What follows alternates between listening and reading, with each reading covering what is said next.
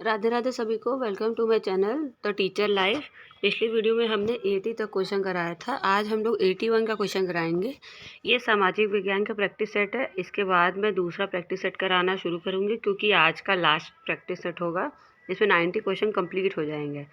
आज का हमारा सबसे पहला क्वेश्चन है, विद्यार्थियों द्वारा कक्षा में पूछे गए प्रश्न हमारे शहर इतने गंदे क्यों हैं को संबोधित करने के लिए शिक्षिका इस पर विभिन्न दृष्टिकोण उपलब्ध करवाने का निर्णय लेती है। निम्न में से कौन सी सबसे उपयुक्त युक्ति होगी? सबसे पहला इसमें स्थानीय सफाई कर्मचारियों को उनके कार्य अनुभवों और उनके सामने आने वाली चुनौतियों को साझा करने हेतु कक्षा में आमंत्रित करना। दूसरा है इसमें ठोस अपशिष्ट पदार्थों के प्रबंधन पर एक विस्तृत चित्र दिखाना। कम से कम एक सप्ताह तक हर रोज विद्यार्थियों को उनकी कक्षा को साफ करने के लिए कहना। स्वास्थ्य के महत्व पर भाषण का आयोजन करना। चारों में से बेस्ट ऑप्शन आपको चूज करना होगा कि हमारे शहर इतने गंदे क्यों हैं। विद्यार्थियों द्वारा ये प्रश्न पूछा गया है, तो इसमें सबसे पहला सही हो जाएगा, स्थानीय सफाई कर्मचारियों को उनके कार्य अनुभवों और उनके सामने आने वाली चुनौतियों को साझा करने हेतु कक्षा में आमंत्रित करना है, ताकि वह कक्षा में आके अपने बारे में बता सके कि हाँ, हम शहर को कैसे साफ कर सकते हैं। दूसरा क्वेश्चन है हमारा, सामाजिक विज्ञान के एक शिक्षक चाहते थे कि उनके छात्र पिछली राज्य सरकार द्वारा लागू की गई स्वास्थ्य नीति को समझें। पूर्व स्वास्थ्य मंत्री का लेख इस विषय पर विस्तृत जानकारी देता है, लेकिन उन पर हाल में ही भ्रष्टाचार के आरोप लगे हैं। इसलिए शिक्षक असमंजस में है कि इस लेख का उपयोग करना चाहिए या नहीं। मतलब जिसको आइडियल मान के जिसके बारे में हम बताना चाह रहे हैं उसी पर आरोप लगा हुआ है, तो अब हम उसको माने कि ना माने। इसमें देखिए, सामाजिक विज्ञान के शिक्षक के लिए निम्नलिखित में से कौन सी सबसे जिम्मेदारी कार्यवाही होगी? सबसे पहला ऑप्शन है हमारा, समझाएं कि हमें इस लेख के लेखक पर ध्यान न देकर केवल इसमें दी गई विषय सामग्री पर ध्यान देना चाहिए जो कि इस नीति से संबंधित है। दूसरा है, लेखक का नाम लिए बिना इस लेख से उद्धरण का प्रयोग कक्षा में करके जिसे किसी भी प्रकार के विवाद से बचते हुए उस लेख का लाभ उठाया जा सके। मतलब उसका उपयोग तो करिए लेकिन उसका नाम ना बताइए। इसके बदले कम लाभदायक स्रोत सामग्री के रूप में कक्षा में प्रयोग करें। विवाद के बारे में चर्चा करने से केवल समय बर्बाद होगा। मतलब विवाद नहीं करना चाहिए। चौथा, इसमें समझाए कि सरकारी पदों पर लोग विवाद का पात्र बन सकते हैं और हमें लेखों का चयन उनके शैक्षिक महत्व के आधार पर चुनना चाहिए, न कि असंबंधित प्रतिष्ठा को ध्यान में रखकर। जो हमारा बेस्ट ऑप्शन था हमें मिल गया है। ऑप्शन नंबर 4 हमारा सही हो जाएगा कि वैसी बातें तो होती रहती हैं, उनकी अच्छाइयों को ध्यान में रखकर आगे काम करेंगे। उनके पर जो आरोप लगा है वो तो लगता ही रहता है। अगला क्वेश्चन है हमारा, श्रीमान राज अपने प्रारंभिक विद्यालय विद्यार्थियों को सामाजिक विज्ञान की प्रासंगिकता को समझाते हैं। पहला ऑप्शन है, यह आपको विश्लेषणात्मक कौशल विकसित करने में सहायक होगा। दूसरा है, एक अंतर संबंधित विश्व में समायोजन के लिए विभिन्न संस्कृतियों का आदर कद्र करने की आवश्यकता है।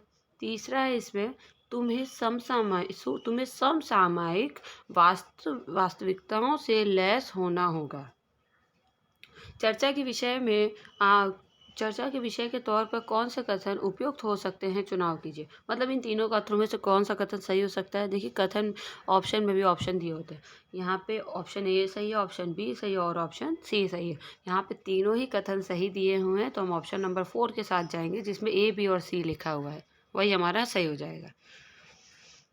अगला क्वेश्चन है हमारा, सामाजिक विज्ञान परियोजना करते हुए निम्न में से कौन सा प्राथमिक स्रोत के प्रयोग की ओर संकेत देता है।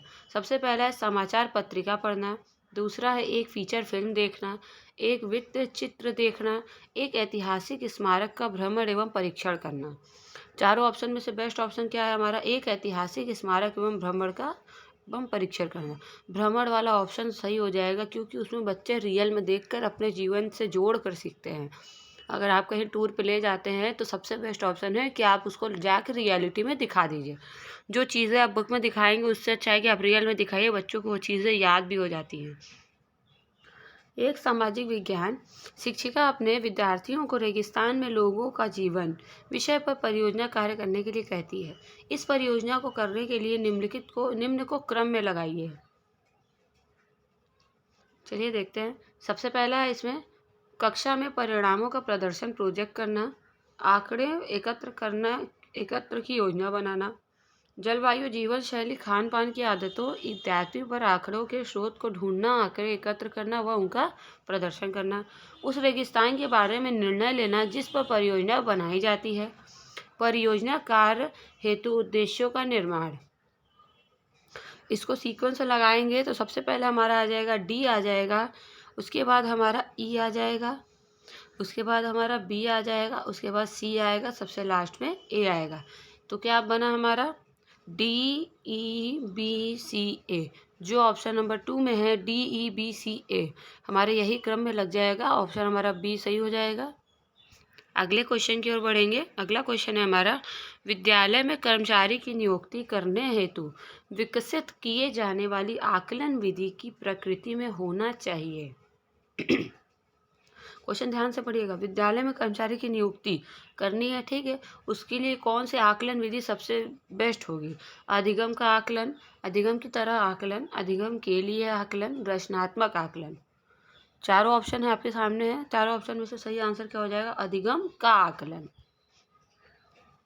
अगले क्वेश्चन की ओर बढ़ेंगे। अगला देखिए, मैच द कॉलम दिया हुआ है। मैच द कॉलम वाले क्वेश्चन पूछता है। मैं बार बार कहती हूँ सीटेट के SST में मैच द कॉलम जरूर से ज़रूर पूछता है। उसमें आप लोग ध्यान से करिएगा। अगर एक आंसर आपको एकदम एग्जैक्ट पता है तो उस पर ऑप्शन में आप खोजिए कि हाँ एक आंसर मेरा कौन सा सही है, बस उसको करके हट जाइए। अगर फंसते हैं तो दूसरा भी आपको दिमाग लगा के करना ही होगा। देखिए, इसमें सबसे पहला सूची 1 में दिया है अधिगम चुनौतियाँ, उसका दिया योगात्मक आकलन। दूसरे का है प्रवेश व्यवहार, उसका है रचनात्मक आकलन। तीसरा है प्रमाणीकरण, उसका है स्थापन प्लेसमेंट आकलन। अधिगम प्रकृति का है निदानात्मक आकलन।